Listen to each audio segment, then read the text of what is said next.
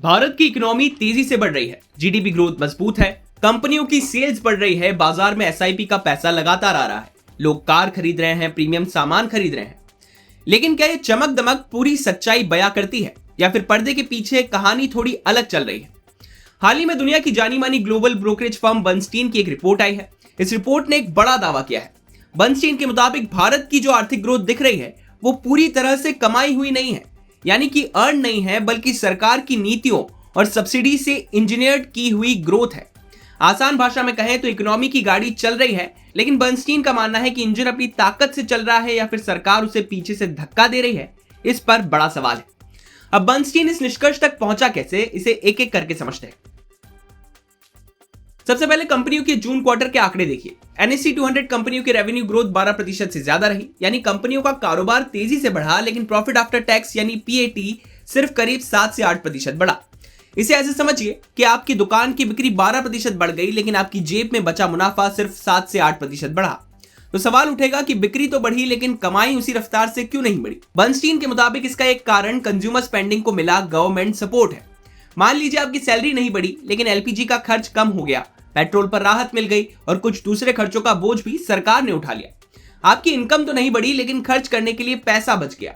यही पैसा shopping, travel या कार खरीदने में जा सकता है। रिपोर्ट के मुताबिक अप्रैल से जून क्वार्टर में फ्यूल और सब्सिडी सपोर्ट का कुल असर $20 अरब से ज्यादा रहा, यानी कंज्यूमर डिमांड मजबूत दिख रही है।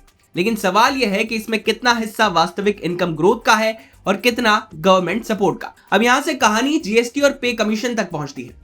पिछले साल GST में कटौती ने कंज्यूमर स्पेंडिंग को बूस्ट दिया था, लेकिन उसका असर हमेशा नहीं रहना था। आगे पे कमीशन सरकारी कर्मचारियों की स्पेंडिंग पावर बढ़ा सकता है। बर्नस्टीन का अनुमान है कि सेंटर और स्टेट्स की सैलरी रिविजन का कुल असर 2028 तक $70 अरब से ज्यादा हो सकता है, यानी एक डिमांड बूस्टर के बाद दूसरा बूस्टर आ सकता है। लेकिन इसका दूसरा पहलू भी यह है कि यह पैसा सरकार की जेब से आएगा और ज्यादा गवर्नमेंट स्पेंडिंग का मतलब आगे फिस्कल प्रेशर भी हो सकता है। इसके बाद बर्नस्टीन PLI स्कीम पर भी सवाल उठाता है।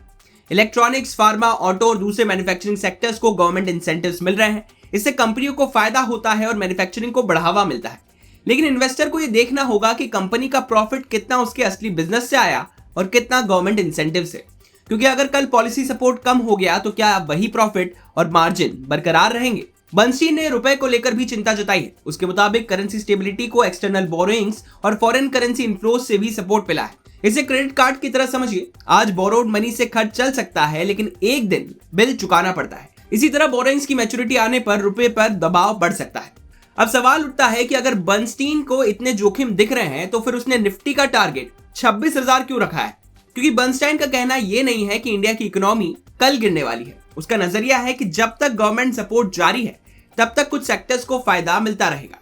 बैंक्स को क्रेडिट ग्रोथ का फायदा मिल सकता है, ऑटो और प्रीमियम कंजम्पशन को बढ़ती स्पेंडिंग का, महिंद्रा एंड महिंद्रा को रूरल डिमांड का और EMS तथा डिफेंस कंपनियों को गवर्नमेंट स्पेंडिंग और PLI का। यानी बर्नस्टीन का असली संदेश इंडिया की ग्रोथ को फेक कहना नहीं है। सवाल सिर्फ ग्रोथ की क्वालिटी का है। क्या ग्रोथ प्रोडक्टिविटी और वास्तविक इनकम से आ रही है या subsidy, tax relief, government spending और बोरोइंग उसे अतिरिक्त ताकत दे रहे हैं? क्योंकि किसी इकोनॉमी को लंबे समय तक दौड़ना है तो सिर्फ फ्यूल डालना काफी नहीं है, इंजन भी मजबूत होना चाहिए। और इन्वेस्टर के लिए सबसे जरूरी सवाल यही है कि कंपनी की सेल्स और प्रॉफिट बढ़ क्यों रहे हैं।